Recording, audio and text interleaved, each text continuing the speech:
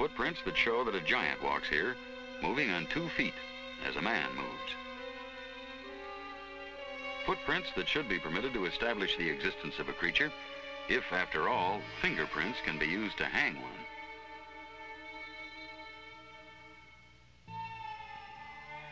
These footprints, however, in spite of their number, do not convince the scientific community that Bigfoot exists. These scientists maintain that nature plays tricks with footprints, especially in the snow. Footprints, they say, change shape, grow larger as they continuously melt and refreeze. I asked Peter Byrne, formerly a big game hunter in the Himalayas, about this theory of distorted footprints in the snow. Shoot one. Small footprints do melt out. This is true. Footprint of a deer, say 2 inches across, may become 5 or 6 or even 7 inches across when it melts. But they do not melt with any uniformity. So that if you had a line of these footprints, the melted footprints of a small animal, they come out completely out of any uniformity, different shapes, squares, circles, oblongs, and so on. And I think it's ridiculous to suggest that a small animal and the melting snow could really make a Bigfoot track.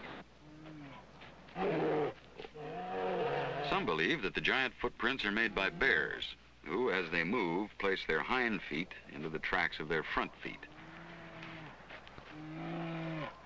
I don't think this is possible. The footprints that I've seen are very definite. They're very definitely the foot of a large bipedal hominid, a human-like creature with 5 toes. When you get an overlap, you get a confusion of toes and heels and so on. These are clear-cut footprints, and in my mind, there's no mistake. They could not be a quadruped. If the footprints are not distorted by nature or made by a quadruped like bears, scientists say they're footprints made by hoaxers, like Ray Pickens of Chehalis, Washington. 7 times, beginning in 1971, Pickens has tracked the wilderness with bogus Bigfoot tracks. His purpose? Not to fool scientists, but to fool the monster hunters. He tells us why. Well, we were sitting there having coffee at this Arden Cafe, and 2 gentlemen came in, and they was asking us about Bigfoot. We said, well, we didn't believe in it. And one gentleman says, well, you hicks around Arden probably wouldn't. And I turned to my friend, which his name is Harvey, and I says, Harvey, we're hicks. What are we going to do about it? And he says, yeah, what are we going to do about it? I says, we're going to show them who the hicks are. And then I went home and made boots.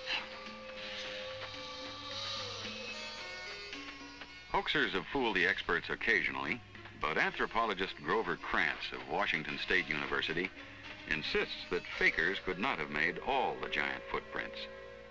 There are a number of footprints that I've seen that are faked, and this can be done. But on the other hand, there are a few that show some characteristics that I think could not have been faked. This is one such footprint. This cast I've drawn in the approximate reconstructions of the bones. This is a crippled individual where a couple of bulges have extended out between adjacent bones on the outer edge of the foot. If this had been a human foot, these bulges would have been farther back. But they're shifted forward, making the heel longer and the front of the foot shorter.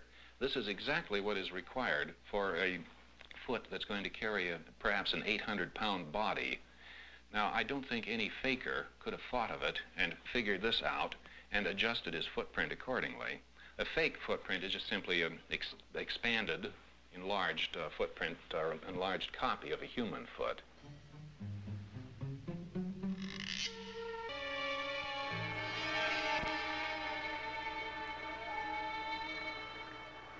For years, the only proof of Bigfoot's existence were the accounts of eyewitnesses and the plaster casts of footprints. It's only now, during the last decade, that proof in the way of physical evidence has begun to be accumulated. Here, in these woods, in a remote region of the High Sierra, some of that evidence has been collected. It was in the fall of 1972, and 3 men, Alan Berry, Rick Murphy, and Tim Sawyer, had just discovered human-like footprints 20 inches long. They'd heard about the creature called Bigfoot, but they never thought they'd encounter it. The men were relaxing after a hard day in the woods. I'll tell you, the next time we're coming out, he's doing the cooking, not you. All right, I don't need any ribbing about that, Yeah. though, you know. I told you guys I came up here as the guy. The guy. The guy. You believe that? Listen, next time, Mel can do the cooking. That's a good idea. Well, I'll go home with Barry. It's like, Hey, the guy. Hey, what's the matter? did you see? Listen.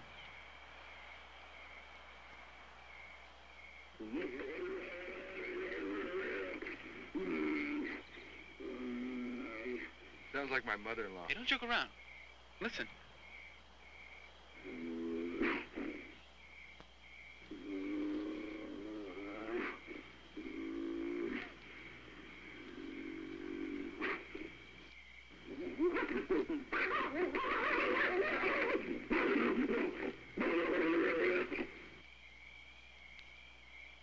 I never heard anything like that before.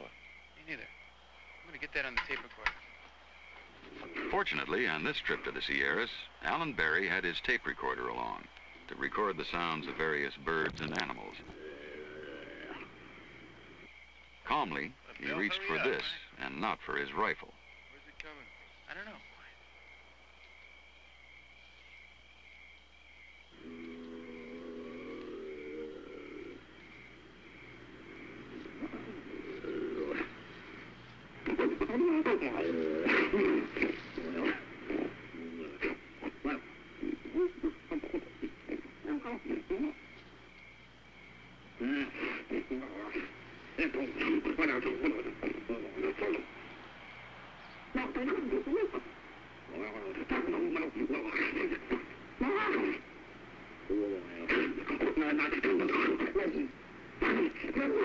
I took the sound tapes recorded by Alan Barry to Dr. Robert Sheldon. Not knowing what strange creature made these sounds, Dr. Sheldon subjected them to a rigorous computer analysis. How do you go about analyzing these tapes? The first thing we do is to digitize the sound into the computer. Digitizing consists of converting each second of sound into 20,000 numbers that are stored in the files on the computer. We can select any portion of this we'd like and do a frequency analysis on this portion. We've chosen the sound from the tape because it seems to have an unusual formant structure. You mean that you've picked just a certain part of this tape, one section of it? We've taken a section of this tape for analysis, much like a scientist might take a piece that he wants to analyze and look at it under a microscope. This particular sound that we're looking at has a frequency structure that's lower than the normal male human voice. For example, we could do a sample of your voice, and then we could compare the analysis of your vowel with the analysis that we have from the tape. You could speak into the microphone here, and we can record that into the computer. Just say ah. Ah.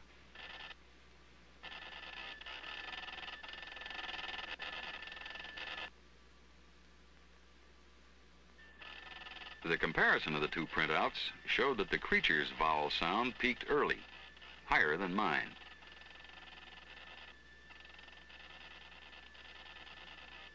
My sound edged out at a secondary, lower peak. I asked Dr. Sheldon what he could learn from these comparisons. Human male has a vocal tract on the average of about 17 centimeters long. This analysis tells us that based on the formant frequencies of this sound, we would have a vocal tract of about 25 centimeters long. You see, so that could give you some idea of the size of whatever creature made the noise. Yes. We could say that the vocal tract that produced these sounds would have been at least 50% larger than a human male. And that means that if I'm over 6 feet tall, the creature that made this sound must be over 9 feet tall. That's probably true, yes. Are there any other tests that you can do to analyze the tape? We can do what we call a formant track. It's similar to a voice print. It's a newer and better way to do a voice print analysis on the computer. We can look at the movement of the frequencies and say something about the articulatory flexibility. During the 15 minutes of sound on this tape, we have examples of 3 vowels, eh, ah, and o, but nowhere on the tape is there the sound e. Now, the sound e requires moving the tongue forward in the mouth, and if we look at the physical structure of, say, a gorilla, the gorilla has the neck at a different angle, and it's impossible for the gorilla to move his tongue forward in order to make the E sound. The fact that we don't see this sound on the tape suggests that this creature perhaps did not have the ability to make that sound. Do you know what made these sounds? No, I don't. Well, the first Exhibit C. is digitize this into The sounds made by an unknown creature, probably Bigfoot. that consists